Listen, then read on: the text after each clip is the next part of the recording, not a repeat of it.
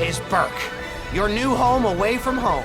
This version of Berk is built on top of previous versions we did for movie 1 and movie 2. We have visited this location so many times, every time we're trying to bring like a new twist. The simplest way to bring that in front of everybody, to make the right decision and to make sure that everybody understands, what's going to be the goal for the movie, is just to do a painting. The beginning of it was to look at landscapes from the region where the Vikings are originated. Because we're talking about something that in a way was inspired by history.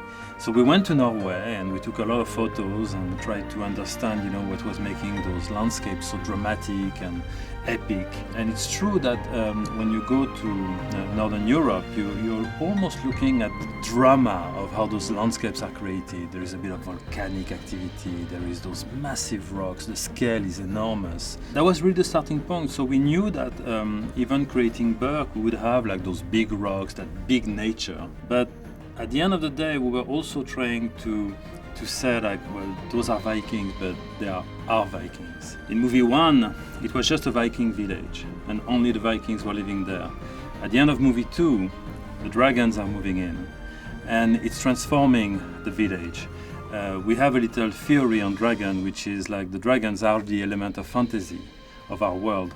So the world is naturalistic and it's the real world, but the moment the dragons are in, it's kind of changing the game a little bit. We're doing that with some funky shapes, of course, but also a lot of colors.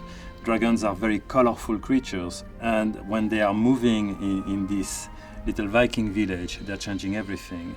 The village is becoming more whimsical, more fantasy. At the base, what's standing on the grass, you see the original buildings. And then you're starting to see those elevated, structures that are basically like stables, but much higher. Dragons are flying creatures. So, we knew that we wanted also, once we had basically occupied the entirety of this ground space on this island, we had to go up. Building those dragon houses like this completely transformed the look of the village and also created something that has just simply adapted to the dragons. For the people that remember the end of How to Train Your Dragon 2, there's a big, large dragon, the Bewilderbeast, that came crashing, into the village, and one of those 2 statues got destroyed. And it's interesting that on Dragon 1, when I designed those statues, it was just 2 Vikings like this. But since Hiccup has managed to create this dragon Viking utopia, we wanted to represent that as well in the changes and in the reconstruction of that second statue. It's a little detail for me, but it's funny that when we decided to rebuild this statue, well, we made it a dragon.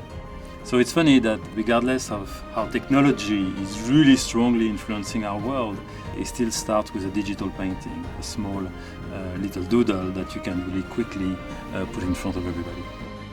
If you want more How to Train Your Dragon: The Hidden World, check out our review.